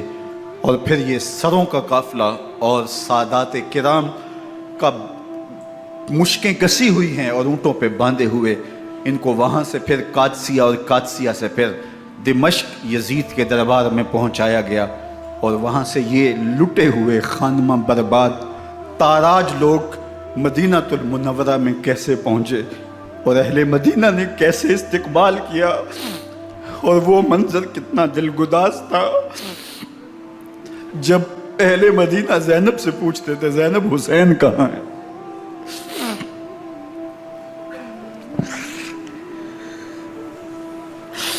بے مروت بے وفا، تیرا بھی کیا افسانہ ہے، جس نے اپنی ہی شمع کو گل کیا تو وہ پروانہ ہے۔ اپنے پیغمبر کے شہزادوں کو اور اپنے پیغمبر کی شہزادیوں کو جو دکھ اس امت نے دیے، یہ کائنات کی ایک انوکھی داستان ہے۔ اللہ ہمیں اسوہ شبیری پہ عمل کی توفیق عطا کرے اور ان کے نقوش پاک کی برکتیں دے، اہل بیت کی محبت ہماری روحوں میں جذب کر دے، اور جس عظیمت کے ساتھ، جس حوصلے کے ساتھ انہوں نے دکھوں کو جھیلا، جو دہکتی آگ کے شعلوں پہ سویا وہ حسین، جو جواں بیٹے کی میت پر نہ رویا وہ حسین، جس نے سب کچھ کھو کے کچھ نہ کھویا وہ حسین، مرتبہ اسلام کا جس نے دوبالا کر دیا، خون نے جس کے دو عالم میں اجالا کر دیا، جو کہ سوزے غم کو سانچے میں خوشی کے ڈھال کے، مسکرایا موت کی آنکھوں میں آنکھیں ڈال کے۔ اے حسین ابن علی تم پر سلام، نازش آل نبی تم پر سلام۔ ذرا میرے ساتھ یہ پڑھ لیجئے، اے حسین ابن علی تم پر سلام، نازش آل نبی تم پر سلام، تم پہ لاکھوں رحمتیں لاکھوں سلام، اے شہیدان محبت کے امام، لالا گوں لالا بدن لالا کفن، اے چمن اندر چمن، زندگی ہی زندگی تیری حیات، اے حیات اندر حیات اندر حیات، افتخار ملت بیضا ہے تو، رب کعبہ کی قسم یکتا ہے تو، فخر کا دل میں دریچہ باز کرنا چاہیے، جن کا تو آقا ہے ان کو ناز کرنا چاہیے۔ وآخر دعوانا ان الحمدللہ رب العالمین۔ 10 محرم الحرام کو کربلا کا واقعہ رونما ہوا، تو اس موسم میں اطراف و اکناف عالم میں اس حوالے سے بات ہوتی ہے، ذکر کیا جاتا ہے۔ اہل محبت حضرت امام حسین رضی اللہ تعالی عنہ کے حضور خراج عقیدت اور خراج محبت پیش کرتے ہیں۔ یہ حق و باطل کا معرکہ تھا، جھوٹ اور سچ کا مقابلہ تھا، ظلم اور عدل کا ٹکراؤ تھا، خیر اور شر کی لڑائی تھی، دو نظریات کا تصادم تھا۔ ایک طرف امام حسین رضی اللہ تعالی عنہ اور ان کے 72 جانثار تھے، اور دوسری طرف یزید اپنی تمام تر قوت کے ساتھ موجود تھا۔ حضرت امام حسین رضی اللہ تعالی عنہ سے مسلسل آخری وقت تک بیعت کا اثرار رہا، اور آپ آخری سانس تک یزید کی بیعت سے انکار کرتے رہے۔ حضرت امام حسین رضی اللہ تعالیٰ عنہ لڑائی کے لیے نہیں آئے تھے، ورنہ خواتین اور بچے ساتھ لانے کا کوئی مقصد نہیں تھا۔ آلات حرب و ضرب بھی نہیں تھے، عرب جو اپنے ساتھ سفر پہ معمول کی تلواریں اور اسلحہ جات رکھتے ہیں وہی تھے، اور آپ کو پیشکش بھی کی گئی۔ ترماح بن عدی بن حاتم نے، یہ حاتم تائی کا پوتا تھا، کہا کہ آپ میرے ساتھ ہمارے علاقے میں چلے جائیں۔ جب مختلف بادشاہوں نے عرب پر قبضہ کیا تو ہمارے قبائلی علاقے اس وقت بھی ان سے محفوظ رہے۔ ہم آزاد قبائل ہیں، میں چند دنوں میں آپ کی پشت پر 30,000 کا لشکر کھڑا کر دوں گا جو جانثار ہوگا۔ لیکن حضرت امام حسین رضی اللہ تعالیٰ عنہ نے ترماح بن عدی کی اس پیشکش کو قبول نہیں کیا اور آگے بڑھے۔ دشت نینوا میں، جسے دشت کربلا بھی کہتے ہیں، حر بن یزید ریاحی 500 سواروں کو ساتھ لے کر کے حضرت امام حسین کو محصور کر دیتا ہے، اور پھر یزید کا لشکر وہاں جمع ہونا شروع ہو جاتا ہے۔ 22,000 یا 30,000 کا لشکر امام حسین رضی اللہ تعالی عنہ کے اطراف میں لگا دیا گیا۔ 3 دن تک اس خانوادے کے لیے پانی بند کر دیا گیا۔ پانی کے بغیر تو انسان کی زندگی معطل ہو جاتی ہے، اور 3 دن کی مسلسل پیاس، اور پیاس میں بلکتے 6 ماہ کے بچے، خواتین اور بوڑھے۔ لیکن عزیمت کی راہوں کے یہ مسافر کسی صورت بھی یزید سے بیعت کرنے پہ آمادہ نہ ہوئے۔ یہ ایک ہیلا تھا کہ پانی بند کریں گے، بچے بلکیں گے، خواتین بے چین ہو جائیں گی تو یہ مجبور کر دیے جائیں گے۔ لیکن کہا تم جو کرنا ہے کرو۔ یہ بات طے شدہ ہے کہ ہم یزید سے بیعت نہیں کریں گے۔ پھر 3 ماہ پانی بند کرنے کے بعد حضرت امام حسین رضی اللہ تعالیٰ عنہ اور ان کے خاندان کو جس طرح ذبح کیا گیا، یہ ایک دردناک کہانی ہے۔ 72 افراد کربلا میں شہید کر دیے گئے۔ اہل حق کا یہ قافلہ بھوک اور پیاس سے نڈھال تھا، لیکن عزیمت کی راہوں کا یہ مسافر سرنگوں نہیں ہوا اور یزید کے ہاتھ پہ بیعت نہیں کی۔ امام حسین رضی اللہ تعالی عنہ، آپ کے بیٹے، بھائی بھتیجے، بھانجے، آیان و انصار، محبین شہید کر دیے گئے۔ 70 لوگ آپ سے پہلے شہید کیے گئے، پھر امام حسین رضی اللہ تعالی عنہ شہید کر دیے گئے۔ سوید نامی ایک زخمی، وہ چھری لے کر کے حملہ آور ہوئے اور وہ بھی شہید کر دیے گئے۔ یہ کربلا کے آخری شہید تھے جو حضرت امام حسین کے بعد شہید ہوئے۔ لیکن ان کی خون آشام تلواروں کی ابھی پیاس نہیں بجھی، اور ان کی آتش غیظ و غضب ابھی ٹھنڈی نہیں ہوئی۔ شمز الجوشن حضرت علی اوسط، جنہیں امام زین العابدین کے نام سے دنیا جانتی ہے، 14 سال کی عمر میں تھے، بیمار تھے، خیمے میں گھس کے ان کو بھی شہید کرنے لگا تو حمید بن مسلم نے کہا کہ کیا بچوں کو بھی شہید کیا جائے گا؟ تو وہ رک گیا۔ عمر بن سعد کے حکم نامے سے مقدس لاشوں پر گھوڑے دوڑائے گئے، حتیٰ کہ ان کی ہڈیاں چور چور ہو گئیں اور شہیدوں کے سر نیزوں پہ چڑھا دیے گئے۔ حسین ابن علی اور ان کے آیان و انصار کاٹ دیے گئے۔ فتح کے نعرے بجے، جشن منائے گئے، اور یہ قافلہ کربلا سے کوفے کی جانب روانہ ہوا۔ شہیدوں کے سر نیزوں پہ آگے آگے چل رہے ہیں، اور اونٹوں کے اوپر حضور کی بیٹیاں، حضور کی شہزادیاں اور حضرت امام زین العابدین کو باندھا گیا ہے، اور یہ تقدس مآب قافلہ کوفے پہنچتا ہے۔ ابن زیاد بہت خوش تھا کہ جیسے اس نے کوئی بہت بڑا کام کر لیا ہو۔ نواسہ رسول کا سر ایک تشت میں رکھا اس کے سامنے تھا، اور وہ چھڑی سے آپ کے ہونٹوں اور آپ کے دانتوں پر ضرب لگاتا۔ حضرت زید بن ارقم رضی اللہ تعالی عنہ صحابی رسول اس مجلس میں موجود تھے، وہ کھڑے ہو گئے۔ غصے سے ان کا بدن کانپ رہا تھا، اور آپ نے کہا، ظالم، چھڑی کو یہاں سے ہٹا لے، میں نے خود ان آنکھوں سے رسول اللہ کو یہ ہونٹ چومتے ہوئے دیکھا ہے۔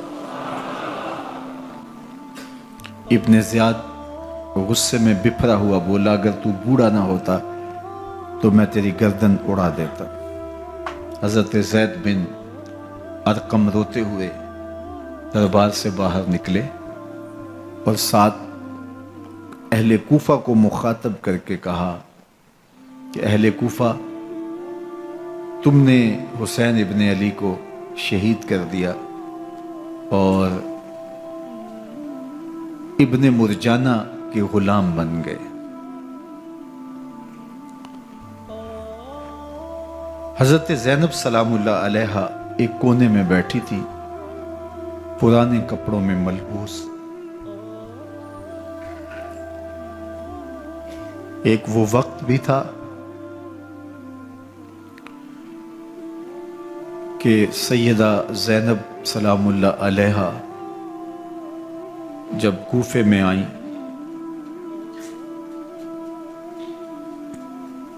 سیدنا علی المرتضیٰ کے زمانے میں ان کے دور خلافت میں دارالخلافہ کوفہ متعین ہوا، تو یہ مدینے سے کوفے آئیں، تو اس وقت کوفے کی معزز خواتین نے ان کا استقبال کیا۔ خلیفۃ المسلمین کی شہزادی، رسول اللہ کی بیٹی سیدہ فاطمہ الزہرا کا عکس حضرت زینب سلام اللہ علیہا کوفے میں داخل ہوئیں، تکریم، عزت اور وقار کے ساتھ آپ کا استقبال کیا گیا اور آپ خواتین کو درس قرآن دیتی، حضور کی شریعت سکھاتی، اور آج وہی کوفہ ہے، وہی دیوار و در ہے اور وہی زینب ہے، اور آج زینب کے ساتھ حسین ابن علی کا کٹا ہوا سر ہے۔ پرانے کپڑوں میں ملبوس حضرت زینب سلام اللہ علیہ آج اسی کوفے میں داخل ہوئی ہے۔ دارالامارت کے ایک کونے میں تشریف فرما ہے کہ ابن زیاد پوچھتا یہ خاتون کون ہے؟ حضرت زینب خاموش رہی۔ اس نے دوسری مرتبہ پوچھا، آپ پھر خاموش رہی۔ تیسری مرتبہ پوچھا، آپ پھر خاموش رہی۔ پھر ایک لونڈی نے بتایا یہ زینب بنت علی ہیں۔ تو اس کے سامنے حضرت امام حسین کا کٹا ہوا سر پڑا تھا اور وہ حضرت زینب سے مخاطب ہو کے کہنے لگا کہ اللہ نے تمہیں شکست دی اور یزید بن معاویہ کو فتح عطا کی۔ تو حضرت زینب سلام اللہ علیہا پھر دربار ابن زیاد میں ایک خوبصورت خطبہ عطا کیا۔ زینب بول رہی تھی، لگ رہا تھا مولا کائنات بول رہے ہیں۔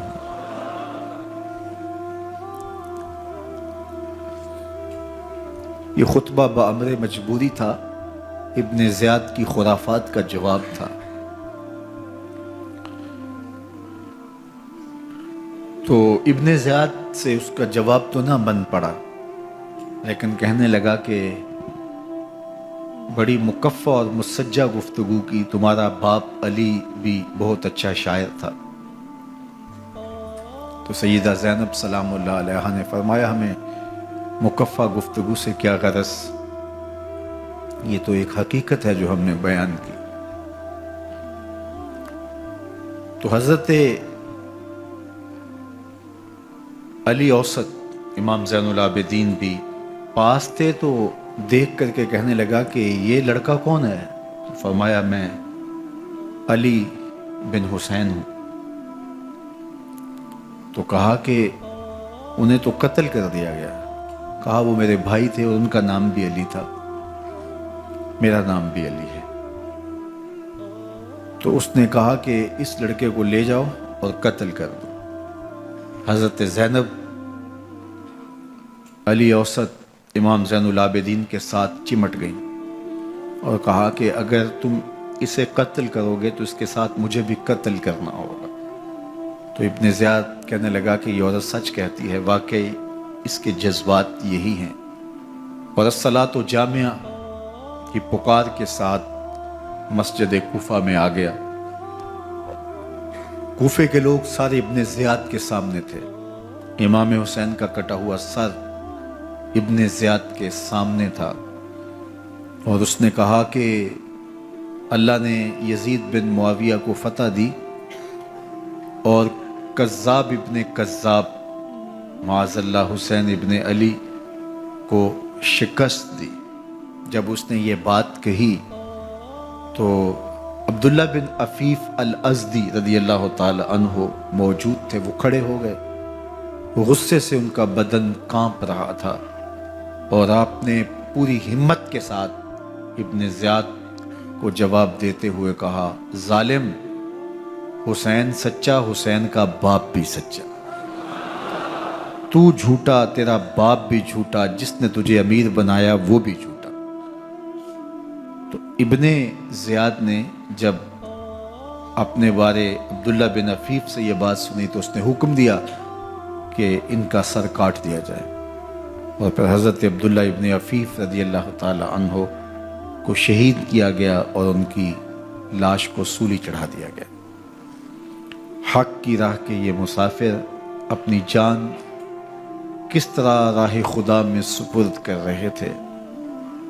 اہل کوفہ سہمے ہوئے، ڈرے ہوئے ابن زیاد کے دربار میں بیٹھے تھے اور امام حسین رضی اللہ تعالی عنہ کے قتل کا، ان کی شہادت کا انہیں دکھ تو تھا، لیکن ان کے اندر ہمت، طاقت اور توانائی نہیں تھی۔ ان کی تلواریں یزید کے ساتھ رہیں اور دل امام حسین رضی اللہ تعالی عنہ کے ساتھ رکھنے کی بات کرتے تھے۔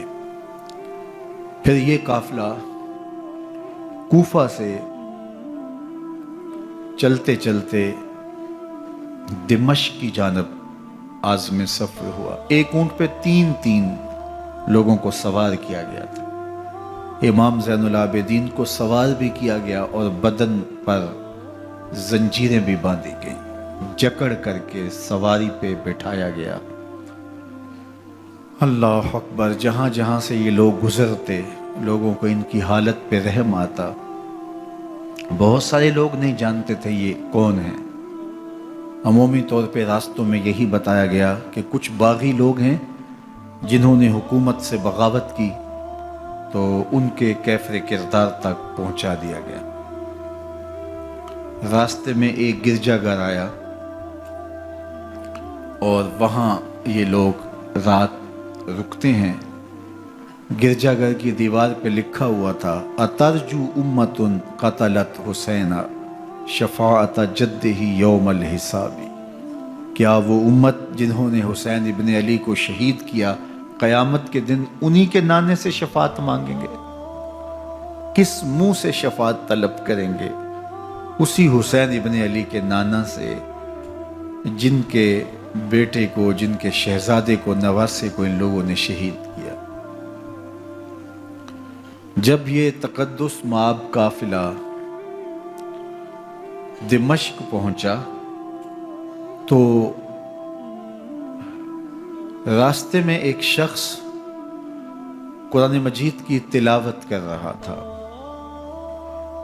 اپنے مکان کی چھت پہ بیٹھ کے تلاوت کر رہا تھا، اور یہ قافلہ اس طرح سے گزر رہا تھا کہ شہیدوں کے کٹے ہوئے سر نیزوں کی نوک پہ تھے، اور عصمت شیار خواتین اور امام زین العابدین اونٹوں پہ بندھے ہوئے تھے۔ تو پڑھنے والا تلاوت کر رہا تھا کہ کہف اور رقیم یہ ہماری نشانیوں میں سے بڑی عجیب نشانیاں ہیں۔ تو جب وہ پڑھ رہا تھا تو سر حسین سے آواز آئی: یا تالی القرآن، اے قرآن پڑھنے والا، اصحاب کہف سے زیادہ عجیب قتلی و حملی، میرا قتل کرنا اور نیزے کی نوک پہ چڑھایا جانا ہے۔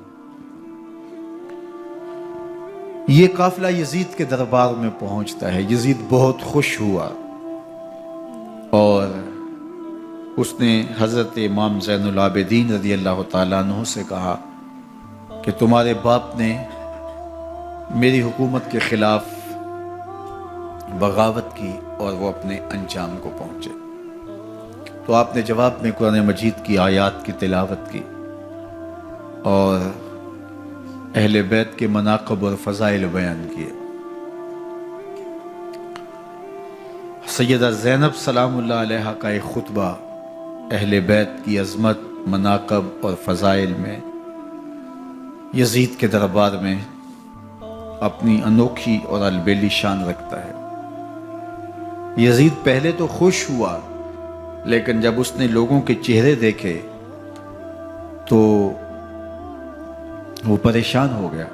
حتیٰ کہ یزید کے دربار میں ایک عیسائی سفیر آیا ہوا تھا، تو اس نے جب کٹے ہوئے سر دیکھے اور خستہ حال سادات کی شہزادیوں کو دیکھا تو اس نے کہا یہ کون لوگ ہیں؟ تو اسے بتایا گیا، تو اس نے بڑے تاسف کا اظہار کیا، کہا کتنے بد نصیب لوگ ہو، ہمارے پاس حضرت عیسیٰ علیہ السلام کے گدھے کا کھر موجود ہے اور ہم اسے بھی عزت کی جگہ پہ رکھے ہوئے ہیں، اور تم کتنے بدبخت ہو، اپنے رسول کے نواسے کو شہید کر دیا۔ بے مروت بے وفا تیرا بھی کیا افسانہ ہے، جس نے اپنی ہی شمع کو گل کیا تو وہ پروانہ ہے۔ تو یزید نے جب لوگوں کے تیور دیکھے اور بدلتے ہوئے حالات دیکھے تو اس نے تعصف کا اظہار کیا اور کہا اللہ برا کرے ابن زیاد کا، وہ امام حسین کو میرے تک پہنچنے دیتا تو میں ان سے اچھا معاملہ کر لیتا۔ کچھ لوگ اس سے یزید کو بری الذمہ قرار دینے کی کوشش کرتے ہیں، لیکن یزید کے اپنے حکم سے سب کچھ ہوا۔ ابن اسیر نے لکھا ہے کہ جب یزید مرا تو ابن زیاد دمشق آ رہا تھا، اس کے ساتھ مسافر بن شریح بھی تھا، تو اچانک وہ کچھ سوچنے لگا۔ تو مسافر بن شریح نے کہا کہ ابن زیاد میں تمہیں بتاؤں تم کیا سوچ رہے ہو؟ کہا بتاؤ۔ کہا تم یہ سوچ رہے ہو کہ میں نے نواسہ رسول کو شہید کیوں کیا؟ تو کہنے لگا کہ یہ مجھے یزید کا حکم تھا، اور اگر میں نواسہ رسول کو شہید نہ کرتا تو وہ مجھے قتل کر دیتا۔ اور جب مسلم بن عقبہ کو مدینہ المنورہ کی حرمت کو پامال کرنے کے لیے اور حضرت عبداللہ ابن زبیر رضی اللہ تعالیٰ عنہ کی خلافت کے اعلان کے بعد مکہ المکرمہ پر حملے کے لیے جو یزید نے بھیجا، تو اس سے قبل اس نے ابن زیاد کو کہا کہ یہ کام تم کرو۔ تو ابن زیاد نے جو جواب دیا وہ یہ تھا کہ میں تمہارے کہنے پہ پہلے ہی نواسہ رسول کو شہید کر چکا ہوں، اب نواسہ رسول کو شہید کرنا اور کعبۃ اللہ کی حرمت کو پامال کرنا، یہ دو چیزیں میں جمع نہیں کروں گا۔ اور اس نے بادشاہ کے حکم کا انکار کر دیا۔ تو یزید نے امام حسین رضی اللہ تعالیٰ عنہ کی شہادت کا حکم دیا تھا ابن زیاد کو، اور یہ دو گواہیاں میں نے ابن زیاد سے آپ کے سامنے رکھی۔ باقی اس کا یہ سیاسی پینترا کہ وہ تعصف کا اظہار کرے، تو قاتل کی پشیمانی مقتول کی اہمیت تو بڑھا سکتی ہے، لیکن قاتل کے دامن سے قتل کا داغ نہیں دھو سکتی۔ تو حضرت امام حسین رضی اللہ تعالی عنہ کا قتل یزید کو اب نظر آ رہا تھا مجھے بہت مہنگا پڑے گا، آخرت تو برباد ہوئی ہی ہوئی، دنیا بھی میں نے برباد کر لی اور میری حکومت بھی مستحکم نہیں رہ سکے گی۔ تو اب اس نے یہ کہنا شروع کر دیا کہ خدا برا کرے ابن مرجانہ کا کہ وہ راستہ دے دیتا اور امام حسین کو میرے تک پہنچ دیتا۔ حضرت امام زین العابدین سے اب وہ لجاجت کرنے لگا اور کہنے لگا کہ حضرت آپ کچھ ارشاد فرمائیے۔ تو آپ نے تین چیزیں ارشاد کی۔ آپ نے فرمایا ایک تو ہمیں خیریت سے مدینے بھیج دو، اور دوسری بات کہ قاتلان حسین کو ان کے کیفر کردار تک پہنچاؤ، اور تیسری بات مجھے دمشق کی جامعہ مسجد میں خطبہ جمعہ کی اجازت دو۔ اس نے کہا کہ خطبہ جمعہ کی اجازت بھی دیتا ہوں، آپ کو خیریت سے مدینہ المنورہ بھی روانہ کر دیا جائے گا، لیکن قاتلان حسین کو کیفر کردار تک پہنچانا یہ میرے بس میں نہیں ہے، یہ ممکن نہیں ہے۔ اب مجھے بتائیے، حاکم وقت ہو اور اتنا بڑا سانحہ اور واقعہ ہو گیا ہو تو وہ وہیں کھڑے کھڑے معذرت کر لے کہ یہ اس بات کو رہنے دو، تو اس کا مطلب سمجھنے میں کسی بھی باشعور شخص کو دیر نہیں لگتی۔ اسے چاہیے تھا کہ وہ کہتا کہ میں اس کی تحقیق کروا کے جو بھی مجرم ہے وہ کیفر کردار تک پہنچے گا، اور آپ نہ بھی کہتے تو یہ میں کرتا چونکہ میں حاکم وقت ہوں۔ لیکن اس نے فوراً کہا کہ یہ ممکن نہیں ہے، تو اس کا مطلب کیا کہ مجرم میں خود ہوں، تو میں اس سے جو ہے وہ بچنا چاہتا ہوں۔ تو اس نے حضرت امام زین العابدین کو کہا دو شرطیں تو قبول ہیں، لیکن یہ تیسری شرط قبول نہیں ہے اور یہ ممکن نہیں ہے۔ تو یہ واضح اس بات کا اشارہ ہے کہ یزید کے حکم سے، اس کی منشا سے اور اس کے کہنے سے حضرت امام کو شہید کیا گیا، اور اس نے حضرت امام حسین رضی اللہ تعالی عنہ کے مبارک لبوں پر چھڑیاں بھی ماری اور آپ کے دانتوں پر ضربیں لگائیں چھڑیوں کی۔ وہ تو ایک صحابی وہاں موجود تھے جو کھڑے ہو گئے، انہوں نے کہا ارفع ھذا القدیب عن ھاتین الشفتین، ان ہونٹوں سے چھڑی ہٹا لے، میں نے ان آنکھوں سے رسول اللہ کو یہ ہونٹ چومتے ہوئے دیکھا ہے۔ جس طرح ابن زیاد کے دربار میں ہوا تو یہاں بھی ہوا۔ اللہ اکبر۔ تو یزید اپنے تئیں خوش تھا، لیکن لوگوں کے احتجاج کی سکت نہیں لا سکتا تھا کہ نواسہ رسول کو شہید کر دیا گیا، تو وہ یوں اپنی بات کو چھپانا چاہتا تھا اور بات ابن مرجانہ ابن زیاد پہ ڈالنا چاہتا۔ لیکن ابن زیاد کہتا ہے کہ اگر یزید کے کہنے پہ میں امام حسین کو قتل نہ کرتا تو میں قتل کر دیا جاتا، اور میں غزوہ کعبہ اور قتل امام حسین دونوں کو جمع نہیں کر سکتا، لہٰذا اب میں یزید کا یہ حکم نہیں مانوں گا، اس نے پہلے مجھ سے بہت بڑی زیادتی کروائی ہے۔ یہ تاریخ کی معتبر کتابوں کے اندر موجود ہے۔ اب یزید نے کہا دو باتیں مان لیتا ہوں، آپ کو مدینہ المنورہ بھی رخصت کر دیتے ہیں، اور دوسرا آپ کو مسجد دمشق میں خطبہ کی اجازت بھی دیتے ہیں۔ اللہ اکبر۔ یہ وقتی تصرف تھا اس کا، ورنہ یہ کون ہے اجازت دینے والا؟ ممبر تو حسین ابن علی کے نانے کا ہے۔ خیر، مسجد دمشق میں گئے، لوگوں کا ہجوم تھا، حضرت امام زین العابدین ممبر پہ جلوہ فراز ہوئے۔ خطابت تو ان کے گھر کی لونڈی ہے، تو جب آپ نے کھڑے ہو کر کے خطبہ دیا اور فضائل و مناقب اہل بیت بیان کیے، لوگوں کے سینوں کے اندر آتش محبت اہل بیت کی جوش مارنے لگی۔ یزید ڈر گیا کہ اگر کچھ دیر خطبہ جاری رہا تو کہیں ایسا نہ ہو کہ لوگ میرے خلاف اٹھ کھڑے ہوں، تو اس نے مؤذن کو اشارہ کیا اور وہ اذان دینے لگا۔ تو اس نے کہا اللہ اکبر اللہ اکبر، تو حضرت امام زین العابدین نے کہا اس میں کوئی شک نہیں کہ اللہ سب سے بڑا ہے۔ پھر کہا اشہد ان لا الہ الا اللہ، تو امام زین العابدین نے فرمایا کہ ہم نے اس بات کی اپنے خون سے گواہی دی ہے کہ اللہ کے علاوہ کوئی معبود نہیں ہے۔ پھر اس نے کہا اشہد ان محمد رسول اللہ، تو حضرت امام زین العابدین نے یزید کی آنکھوں میں آنکھیں ڈال کے کہا یزید دیکھ، اذان میں تیرے نانے کا نام ہے یا میرے نانے کا نام ہے؟ تو حسین ابن علی رضی اللہ تعالیٰ عنہ کا نام کبھی بھی مٹنے والا نہ زیاد کا وہ ستم رہا، نہ یزید کی رہی وہ جفا، رہا تو نام حسین جسے زندہ رکھتی ہے کرم۔ یزید نے امام حسین رضی اللہ تعالیٰ عنہ کو راستے سے ہٹا دیا۔ اس کا خیال تھا کہ یہ باغی ہیں اور میں ان کو کچل دوں۔ حضرت امام حسین شہید کر دیے گئے، ان کا خاندان شہید کر دیا گیا۔ صرف 14 سال کے امام زین العابدین رضی اللہ تعالی عنہ اس حادثے میں، اس واقعہ میں جو ہے وہ بچے، اور سب سے زیادہ دکھ اپنی آنکھوں سے انہوں نے دیکھے۔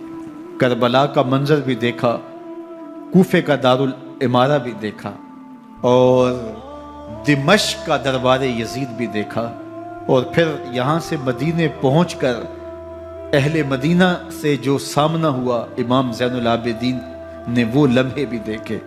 کہتے ہیں اس واقعہ کربلا کے بعد حضرت امام زین العابدین کبھی ہنسے نہیں تھے، جب بھی پانی پینے لگتے تو رو پڑتے، انہیں شاید سکینہ کی پیاس یاد آ جاتی تھی۔ امام زین العابدین کا رنگ زرد ہو جاتا جب کربلا کی یاد آتی، اور بسا اوقات شہر سے وحشت ہونے لگتی اور دور باہر نکل جاتے اور جا کر کے وہاں خیمہ گاڑ لیتے اور مہینہ مہینہ وہاں ذکر و فکر اور عبادت میں لگے رہتے۔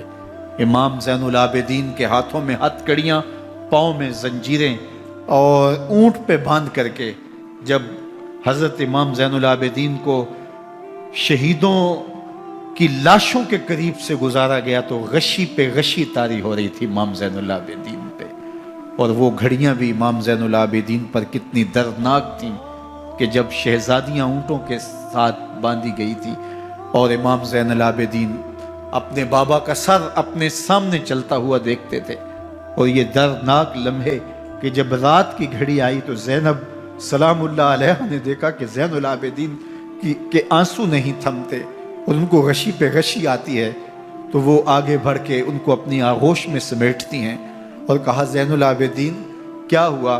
کہا کہ پھپھو جان اگر ہو سکے تو بابا کا سر کچھ دیر کے لیے میری گود میں نہیں آ سکتا ہے۔ وہ وقت بھی امام زین العابدین پہ آتا جب زخم اور درد اور دکھ حد سے تجاوز کرتے ہیں تو زین العابدین مدینہ کی طرف منہ کر لیتے ہیں اور حضور کی بارگاہ میں ہوا کے ہاتھوں پیغام بھیجتے ہیں، ان نلتا یا ریح الصبا یومن الی ارض الحرمی بلغ سلامی روزتن فیہا النبی المحترمی یا رحمتا للعالمین ادرک لزین العابدی محبوس عید الظالمی فی الموکب والمزدحمی۔ امام زین العابدین نے یہ سارا دردناک منظر اپنی آنکھوں سے دیکھا اور یہ سارے دکھ سہے۔ امام زہری کہتے ہیں کہ ولید کے زمانے میں دوبارہ امام زین العابدین کو پکڑ لیا گیا اور ان کے ہاتھوں میں دوبارہ ہتھ کڑیاں اور پاؤں میں بیڑیاں ڈال دی گئیں۔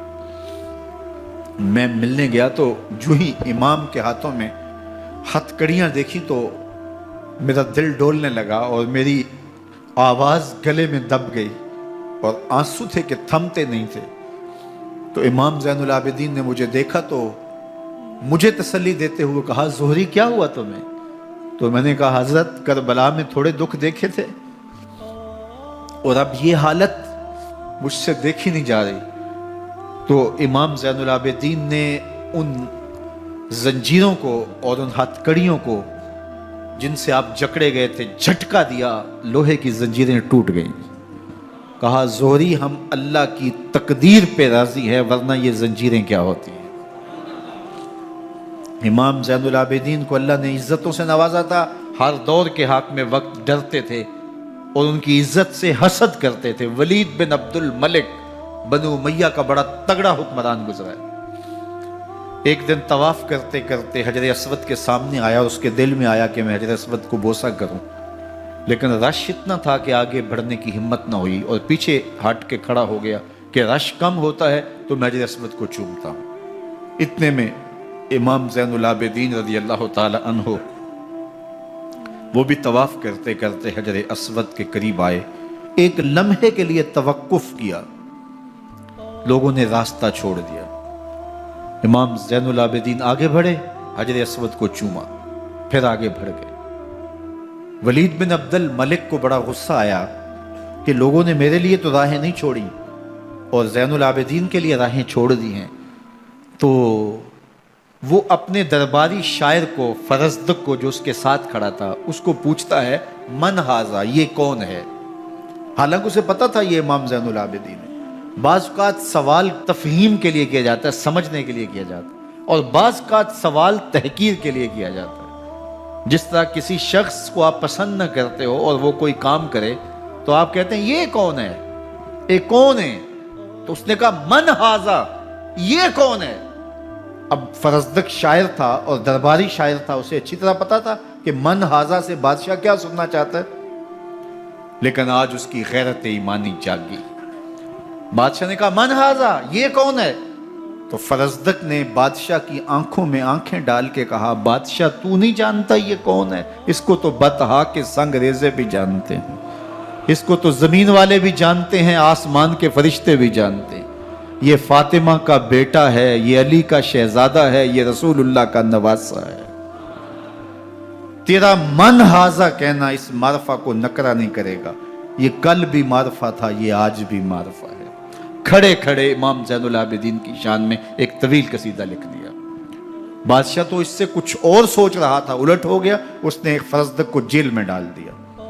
امام زین العابدین کو پتا چلا، آپ نے اشرفیوں کی 2 تھیلیاں خادم کے ہاتھ بھیجی کہ ہماری وجہ سے تمہارے اوپر یہ افتاد پڑی ہے۔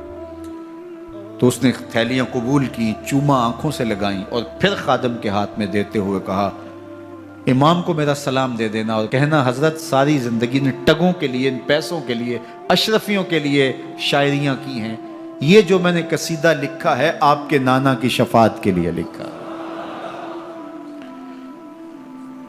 جو دلوں کو فتح کر لے وہی فاتح زمانہ۔ امام حسین کو تو کاٹ دیا گیا نا، اس لیے کاٹ دیا گیا کہ یہ ہماری حکومت سے بغاوت کر رہے ہیں، انہوں نے یہ کہا، بہانہ یہ بنایا، نظم حکومت میں یہ مخل ہو رہے ہیں، لہٰذا انہیں شہید کر دیا گیا۔ نہ صرف انہیں شہید کیا گیا सर काटे गए, नेज़ों की नोक पे चढ़ाए गए, लाशों पे घोड़े दौड़ाए गए। क्या क्या जुल्म था, क्या क्या जबर था जो रवा नहीं रखा गया।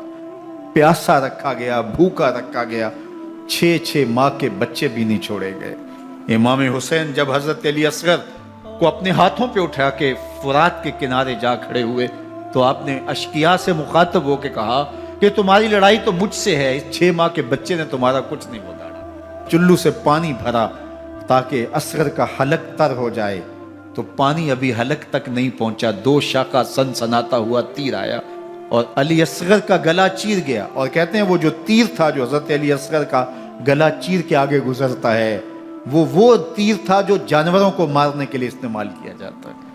गर्दन लटक जाती है, खून बहने लगता है। इमाम हुसैन उस खून को आसमान की तरफ उछाल के कहते हैं, मालिक हुसैन की ये कुर्बानी भी कबूल फरमा ले। नस्ल मिटा दी गई, शहीद कर दिए गए, घोड़े दौड़ाए गए। सादाते किराम, इस्मत शियार पैगंबर ज़ादियों को ऊंटों पे बिठाया गया, रस्सियों से जकड़ा गया, चादरें छीनने की कोशिश की गई, क्या कुछ नहीं हुआ। तारीख दर्दनाक है और ये पैगंबर के मानने वालों ने, कलमा पढ़ने वालों ने ये सब कुछ किया। बेमुरव्वत, बेवफा, तेरा भी क्या अफसाना है। जिसने अपनी ही शमा को गुल किया तो वो परवाना है। लेकिन यजीद की दलील ये थी कि ये हुकूमत का नज़म चलता है, इसे चलने दिया जाना चाहिए, इन्होंने क्यों रुकावट डाली है, लिहाजा ये बागी हैं, इनको काट दिया जाए। मैं कहता हूं इमाम हुसैन को शहीद कर दिया गया, उनके आयान व अंसार को शहीद कर दिया गया, पूरे खानदान को प्यासा रख के ज़बह कर दिया गया, 6 माह के बच्चे भी नहीं छोड़े गए, 80 साल के बूढ़ों को भी शहीद किया गया, खवातीन को ऊंटों पे बिठाया गया और गली गली इस्मत माब पैगंबर रहमत की शहजादियों को कूफे और दमिश्क के बाजारों के अंदर भराया गया। तो मुझे बताएं उसके बाद यजीद की हुकूमत ने क्या किया, उनका क्या कारनामा था। कितने मुहद्दिस पैदा हुए, कितने मुफक्किर पैदा हुए, कितने जर्नैल पैदा हुए, कितने सूफी पैदा हुए। कौन था जो उनके तख्त व ताज और उनकी हुकूमत जिसको बचाने के लिए इतना बड़ा हादसा कर दिया और पैगंबर के बेटों को शहीद कर दिया। तो क्या फिर उस हुकूमत ने किया यजीद ने? यजीद का अपना बेटा तख्त पे बैठने के लिए तैयार नहीं था। 6 माह के बाद उसकी लाश घर से निकली, उसने कहा कि ये तख्त जो है वो आले रसूल के खून पे बना है, मैं इस पे नहीं बैठूंगा। और रुस्वा हो गए। और यजीद जिसको जोम था कि मैं इतनी बड़ी सल्तनत का मालिक हूं, इसको बचाना है, उस सल्तनत ने इस्लाम के लिए क्या किया मुझे बताओ। कौन से जर्नैल पैदा किए, कौन से हुक्मरान पैदा किए, उसने कौन से तवाना लोग पैदा किए, कौन से मुहद्दिस, कौन से मुफक्किर, कौन से मुस्लिह पैदा किए। और जिस खानदान को काट दिया गया, सिर्फ एक 14 साल का अली औसत ज़ैनुल आबिदीन बचा। और जरा हुसैन इब्न अली की नस्ल देखो, जाफर सादक किस नस्ल से हैं, बाकिरुल उलूम किस नस्ल से हैं, हजरत गौसे आजम किसके शहजादे हैं, हजरत दाता गंज बख्श अली हजवेरी किसके बेटे हैं, और हजरत मोइनुद्दीन चिश्ती अजमेरी किसके बेटे हैं। आज जमाने को जो भी दिया है हुसैन के बेटों ने दिया है। यजीद तख्त बचाकर भी उम्मत को कुछ ना दे सका और इमाम हुसैन ने सब कुछ लुटा के उम्मत को ईमान की बहारें अता कर दी। आज जहां भी मिंबरों मेहराब की रौनक नजर आ रही है, इसके पीछे हुसैन का कोई बेटा खड़ा हुआ नजर आ रहा है। अल्लाह अकबर। इस दीन के खाके में रंग ही हुसैन इब्न अली के खून ने भरा है।